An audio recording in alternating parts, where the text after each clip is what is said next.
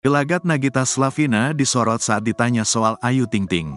Artis Nagita Slavina hanya bisa bereaksi tersenyum tipis saat ditanya soal Ayu Ting Ting.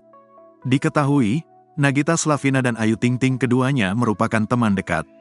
Usai umur perselingkuhan antara Ayu Ting Ting dan Raffi Ahmad merebak, Nagita Slavina kini tak pernah berada dalam satu acara lagi. Belum lama ini, beredar potongan video yang viral di salah satu program acara di televisi. Di sana nampak hadir Kiki Saputri, Nagita Slavina dan Raffi Ahmad. Saat segmen berbincang, Kiki tiba-tiba menyebut nama Ayu Ting Ting di depan Nagita Slavina. Sontak ekspresi Nagita langsung disorot kamera.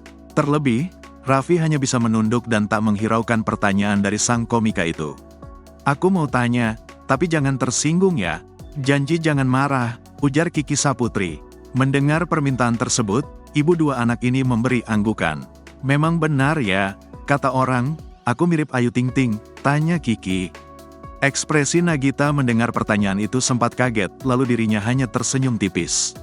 Ia pun tak memberikan reaksi apapun setelah Kiki menanyakan soal pelantun lagu Sambalado tersebut.